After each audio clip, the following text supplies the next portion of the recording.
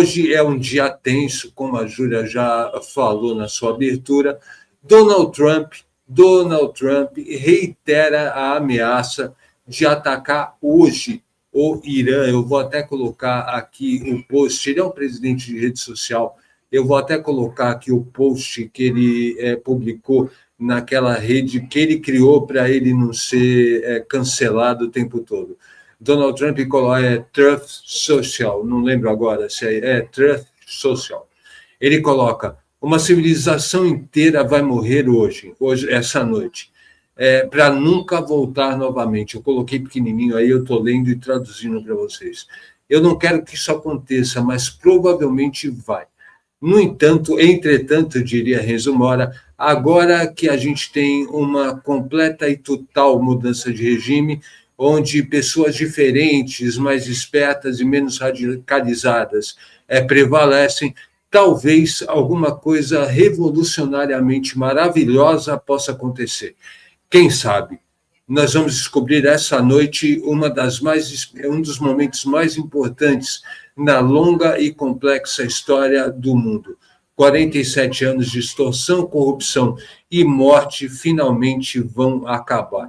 Deus abençoe ao grande povo do Irã.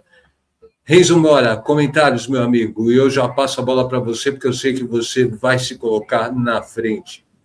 Não, e por ser velho, como você disse, eu acabo esquecendo o que eu ia falar se eu passo mais 2 minutos. O negócio é o seguinte, como a gente comentou nos bastidores, eu gostaria de apresentar aqui para vocês, para quem não conhece, a teoria do cara louco.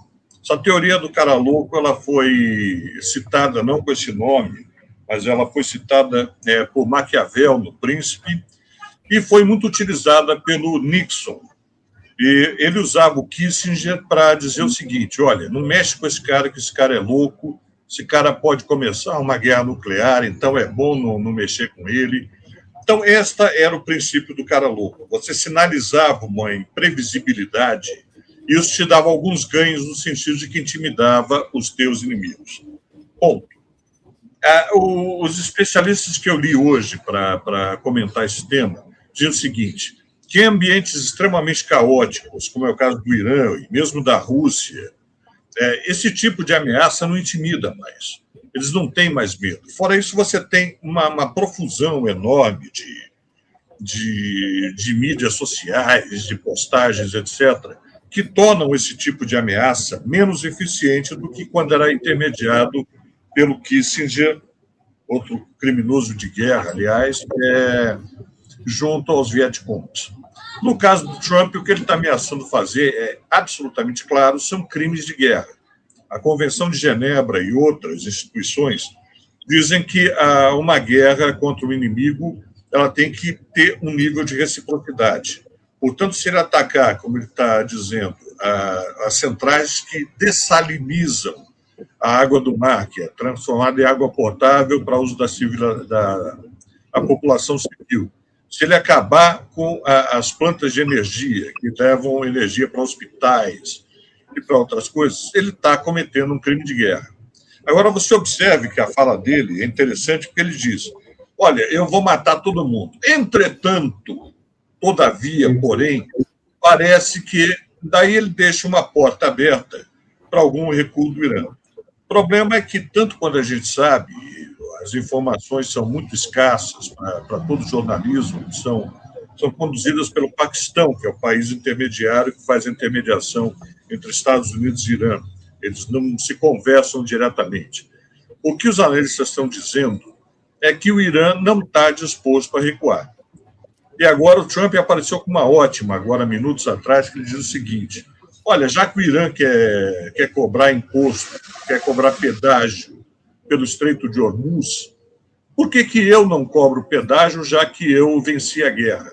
Ou seja, a estratégia Tarcísio de Freitas de implantar um free flow no Estreito de Hormuz, só que o Irã também já está ameaçando interditar um outro canal muito estreito, pelo qual também passam mercadorias. Então, não me parece que a estratégia do louco esteja funcionando. Esse tweet que você acabou de ler É muito diferente daquele que ele publicou há 2 dias atrás, falando: seus filhos da puta, vamos abrir esta merda desse estreito, porque... E não é uma linguagem muito diplomática. Hoje eu vi alguns comentaristas americanos falando: olha, tire as notícias da sala, tire as crianças da sala, porque o presidente não é conhecido pela polidez. Então, é isso. Um dia ele vai com tudo, chamando os caras de filhos da puta, dizendo: temos que abrir essa porra desse canal. Daí, no outro dia, ele pede ajuda para a OTAN dá as costas para ele completamente. Ele disse que todo mundo é covarde, que ele só pediu para ver o que eles iam dizer, porque ele não precisa de ninguém. Então, ele tem uma conduta absolutamente errática. Dizem alguns que, em determinadas circunstâncias, mostrar essa imprevisibilidade te dá uma vantagem sobre o inimigo. Os analistas dizem que a situação mudou muito desde a época do Nixon, com redes sociais, o Diabo A4, e que isso hoje em dia não funcionaria. Até porque o Trump já é reconhecido por voltar atrás. Ele voltou atrás com as tarifas, ele voltou atrás de uma série de decisões, não mudou o regime da Venezuela, pelo contrário, manteve um regime opressivo desde que entregassem para ele o Maduro como um troféu. Então, é uma figura muito errática, não sei se as ameaças dele vão ter algum sentido, vão ter algum impacto neste cenário que a gente está descrevendo. Devolvo para vocês. Muito bem, esse barulho que você escuta no fundo é um vizinho do Renzo Mora. Renzo Mora mora no Guarujá, é um vizinho do Renzo Mora destruindo o próprio apartamento. Deixa eu colocar aqui, antes de passar a bola para a Ju, dar um alô para Laure Charaf e para Marta Mendes, que chegaram agora aqui na live. E a Ana Maria coloca um ponto que vale a pena a gente compartilhar com a nossa audiência. O Irã tem apenas uma usina de dessalinização. Não depende totalmente disso, mas o Catar, Iêmen, Israel, é bom lembrar que essa foi uma tecnologia inventada por Israel. Um dos motivos, né, do monte ao mar é exatamente ter acesso à água doce. A Laure Charaf coloca que o Irã já tem uma bomba nuclear sendo finalizada e que a resposta do Irã foi ainda mais tenebrosa. Eita! E a Ana Maria lembra que quem está no controle desse outro estreito, que eu não vou nem me atrever a falar o nome, Mandab, quem está no controle é o Iêmen. Acabei me arriscando aqui. Mas, enfim, o Irã falou que, se fechar, vai ter o apoio do Iêmen. Vai lá, Júlia. Bom, o Renzo comentou da questão do tirem as crianças da sala. Eu vou puxar por essa metáfora também, mas por outro motivo. Ó. Tirem as crianças da sala porque o Trump não gosta de concorrência. Né? É bom deixar claro uma coisa. Vou deixar claro uma coisa. Existe um ditado popular, todo mundo conhece, é uma coisa brasileira. Se os Estados Unidos conhecessem, talvez a coisa seria diferente. Esse ditado popular diz o seguinte: cão que ladra não morde. Se o Trump estivesse negociando com o Irã, se as negociações estivessem indo do jeito que ele queria, se tudo estivesse indo da forma como ele gostaria que as coisas fossem, ele não estaria gritando no Twitter. Não é no Twitter, mas aí é outro detalhe. Tá? É no Twitter dele, vocês entendem. Okay? Ele não estaria fazendo essas gritarias. Né? O Trump é aquela criança que diz: ou eu ganho o jogo, ou eu levo a bola para casa. A diferença é que, nesse caso, a bola não é dele. É pura bravata, é bravata. A Lari está falando aqui, bravata. Tá? É isso, não tem muito mais coisa que isso. Tá? O Paquistão fez uma proposta de paz. O Paquistão está intermediando essa proposta. O Irã está ganhando essa negociação porque os Estados Unidos não conseguem fazer a única coisa que eles poderiam fazer nesse momento. Porque o principal disso daí é os Estados Unidos botar o rabinho entre as pernas e voltar para casa. Só que o Trump não quer fazer isso porque vai dar a impressão que ele é um perdedor. Nós vamos falar mais sobre isso daí para frente. Mas qual é o problema do Trump? Ele odeia ser visto como perdedor. Na cabeça dele, ele é um vencedor. Vencedores não perdem. Sabe, a gente fala muito da inversão de papéis aqui, e daí vocês veem como a cabeça dele é meio louca nesse quesito. Trump não pode perder. A imagem do Trump, o Trump mitológico que ele criou, o vencedor, o negociador, o cara que sempre vence, é uma estátua de vidro. essa estátua está quebrando e o Trump está desesperado. Nós vamos ver as consequências disso depois dentro dos Estados Unidos, tá? Mas é bom deixar claro. O que o Trump está fazendo, então, no Irã? Ele está gritando, só que ele não está gritando para mim, ele não está gritando para vocês, e ele não está gritando para os ayatolás. Ele está gritando para o seu público. Para o público ver que ele está resistindo. Porque amanhã ou depois vai acontecer alguma coisa que vai pegar essa narrativa do Trump e vai nos mostrar para nós, pessoas pensantes, que não era bem assim. No caso, vai comprovar o que a gente já pensa. E o que o Trump vai fazer? Ele vai usar essa narrativa para dizer que foi manipulado, que alguma coisa aconteceu fora do controle dele, mas ele estava vencendo e bababá. O que nós sabemos, nós pessoas pensantes? Que o Trump perdeu. Isso aí é aquele ditado que a gente fala, né? Que a vela sempre queima mais claro antes de se apagar.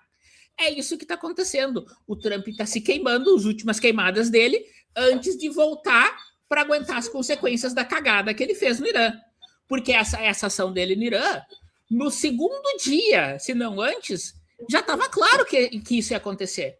Ele mexeu com quem não devia. Nós já comentamos aqui, o Renzo fala isso direto, não vou repetir o que ele fala, né? O que o Trump pensou é que ele ia fazer no Irã o que ele fez na Venezuela. Só que tem aquela piada que a gente sempre fala no Brasil, né? Esqueceu de combinar com os russos. O resultado está aí. O Estreito de Hormuz fechou, os preços estão lá em cima no mundo inteiro, tá todo mundo puto com o Trump, porque todo mundo sabe, isso aí não é um conflito natural. É um conflito artificial criado por um cara que acha que manda no mundo. Tá? Por que a União Europeia não está escalando o conflito? Porque ela sabe, vai meter gente lá. Por quê? Pelo Trump? Vai sacrificar tropas pelo Trump? Vai sacrificar dinheiro pelo Trump? Não. Vocês que se entendam, não tem por que fazer isso. Tá? Agora, tem uma informação aqui que chegou para nós essa tarde. O Conselho de Segurança da ONU rejeitou a Rússia e a China bloquear uma resolução que permitia o uso da força no Irã. Porque, obviamente, uma coisa dessas não quer passar. E o Trump tá brabo. Uma das narrativas que o Trump falou, e de novo, ele fala isso, ele quer que você pense que ele tá falando para alguém, mas ele tá falando para a turma dele. Ele falou que a culpa do Estreito de Hormuz estar fechado é por causa da União Europeia. E porque a União Europeia não se mexeu para abrir o Estreito de Hormuz, os Estados Unidos tiveram que erguer a bunda da cadeira e ir até lá para tentar abrir. Invertendo completamente a noção de que estava tudo de boas, estava tudo acontecendo normal, e foi os Estados Unidos que se meteram lá. Não é. A União Europeia não tem nada com isso. Tá? Os vetos foram da China e da Rússia, tá, Ana Maria? Tá? Os vetos foram deles. Tá? Só muito bem. Basicamente é isso, depois eu volto. Deixa eu aproveitar e agradecer aqui a nossa querida, eu tenho que ver o nome aqui, Ana Maria Pimenta Carvalho, muito obrigado. E o Márcio Lima, que não apareceu no chat, mas mandou uma colaboração. Muito obrigado, rapaziada. Eu quero só lembrar que as lives de terça e sexta, elas têm uma meta, um custo um pouco maior. É um combinado. A gente, antigamente, tínhamos eu e o Rafa para dividir o valor arrecadado. A partir do momento que a Júlia entrou, a gente passa também a dividir com ela. Então, a meta hoje são R$150. Quem puder ajudar, o Nalata agradece muito, e agradece muito também a sua audiência, seu compartilhamento, seu like. A gente está aqui muito agradecido por ter vocês, essa comunidade incrível do nosso lado, e queremos exatamente isso, formar essa comunidade. Deixa eu só acrescentar um dado importante, na minha opinião, a análise da Júlia, e colocar em discussão para vocês, com vocês. Me parece que o Trump chegou numa situação em que ele vai ter que atacar. Alguma coisa ele vai ter que fazer essa noite, apesar do apelido de taco e da fama de sempre always chickens out. Alguma coisa ele vai ter que fazer hoje, sob pena de uma desmoralização total. Cão que ladra não morde, ok, mas ele vai ter que morder, uma hora ele vai ter que morder. Ainda que seja leve, ainda que seja num lugar com mais carne, ele vai ter que morder. Ele não vai poder, depois de ter feito reiteradas ameaças, eu vi que foram 3, no mês de março, 3 adiamentos no mês de março, ele não vai poder, e 2 em abril, ele não vai poder simplesmente não fazer nada. Qual é a opinião de vocês? Eu vou deixar o Renzo comentar, mas antes disso, eu só quero lembrar que nós queremos saber a opinião de vocês, tá? Então comentem no chat o que vocês acham disso também. E não se esqueçam, eu botei uma enquetezinha ali do que vocês acham que vai dar essa coisa do Trump. Respondam na enquete pra gente comentar depois, tá? Então agora eu passo pro Renzo. Boa. Vamos lembrar que eu sou o idiota que disse que a Marina não tinha punch para o Senado em São Paulo, e caiu minha cara com as pesquisas. Ela está muito bem nas pesquisas, então vocês estão ouvindo a opinião de um completo idiota. Ainda assim, eu vou dar. A psicologia do Trump, que fica muito clara para quem assistiu aquele filme O Aprendiz, que está na Prime Video, que eu já recomendei diversas vezes aqui. A intenção dele é sempre aparecer como vencedor. Mas isso ele faz quando ele ganha e quando ele perde. Então, na verdade, ele pode não atacar. Vamos lembrar que esse último tweet dele deixa uma fresta, deixa uma porta entreaberta para uma negociação, dizendo, mas temos um novo regime. Ele não sabe sequer quem é o novo líder do Irã, ele não tem a menor ideia que ele está mandando no Irã neste momento.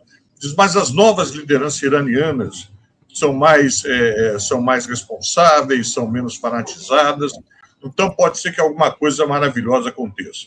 Então, se ele não atacar, ele pode dizer que não atacou porque houve um avanço nas negociações, embora o Irã sempre negue que está havendo negociações. É muito difícil você negociar sem saber com quem está negociando. É uma coisa difícil.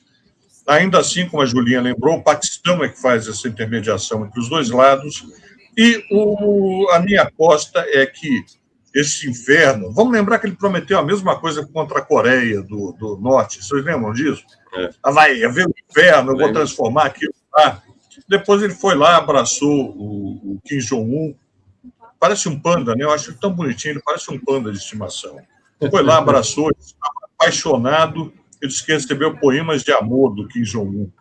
Sabra Deus, se tu me queres ou me enganhas. Mas, de qualquer forma, a minha aposta vou ter que cantar, você começar a falar assim, a gente vai ter que cantar um bolero de novo. Abra Deus, se tu me queres ou me enganhas, se não sabendo, pouparei os... Renzo, como cantor, é um ótimo analista. Então, o negócio é o seguinte, ele vai proclamar vitória em qualquer circunstância. Como ele proclamou vitória na eleição que foi ganha pelo Biden. Ele disse que ele ganhou e não houve roubo nos votos. Enfim, ele tem uma personalidade tão delirante, tão narcisista, tão focada nele mesmo, e com um total desinteresse pelo resto do planeta, que qualquer resultado é provável. Eu acho que ele vai pela lei do mínimo esforço, como ele fez com a Coreia do Norte, que ele também tinha prometido que ia arruinar, dizer que, enfim, os iranianos mostraram algum bom senso e que, em razão disso, ele está dando mais 72 horas, depois mais 72 horas, e vai esquecer disso como ele esqueceu de atacar a Groenlândia e atacar a Dinamarca. Essa é a minha aposta. Só um comentário em cima disso. O Trump está dando esses ultimatos, né? O Jorge de Souza chamou isso de penultimato, porque sempre tem um na frente, né? Mas é basicamente isso, né? É alguém gritando, tentando conseguir alguma coisa, e as pessoas, os adultos na sala tentando negociar sem ele, tá? Tem um detalhe importante que o pessoal já está debatendo, que é o seguinte: corre o risco dessa questão do Irã acabar com a OTAN. A OTAN, os países do Atlântico Norte, né? No caso, seria a União Europeia para um lado, os Estados Unidos para o outro. E no momento que esses acordos de defesa, de proteção da União Europeia com os Estados Unidos se desfazem, há uma tendência natural da União Europeia começar a circular a China, a entrar na órbita da China, deixar de ser americana e ir para o lado da China. No momento que isso faz, nós podemos ter um cenário em que a União Europeia larga a defesa dos Estados Unidos e começa a ir para o Estreito de Hormuz, não com o objetivo de liberar o Estreito de Hormuz para o comércio mundial, mas com o objetivo de liberar o Estreito de Hormuz da influência americana. Isso é uma possibilidade real, tá? Só deixar isso claro. Fala, Renzo. Você está coberta de razão, e vamos lembrar que a encrenca com a OTAN não começa agora. Desde o primeiro mandato do Trump, ele está pouco ligando para a OTAN e para a ONU. Portanto, o veto da ONU, a gente sabe que a ONU já é irrelevante há muito tempo. O fato de ter havido um veto da ONU não quer dizer rigorosamente nada, porque um cara começa uma guerra sem consultar o Congresso, não está nem aí para restrições internas ou internas. Ele faz aquilo que ele quer. E é isso. De qualquer forma, o que a gente tem é a repetição de ultimatos. Não, até a escolha do título dessa operação, né, que é não sei o que, épico. Parece filme da Marvel de segunda categoria para televisão. Fúria épica. É de um ridículo atroz, entendeu? Então é isso. O Trump vai sinalizar vitória em qualquer caso. Se ele não atacar o Irã, ele vai dizer que ele venceu porque ele obrigou o comando iraniano a sentar na mesa com ele. E se ele atacar, o que é mais provável, ele vai dizer, mais uma vez, como ele já havia falado da questão do poder nuclear do Irã, que ele obliterou.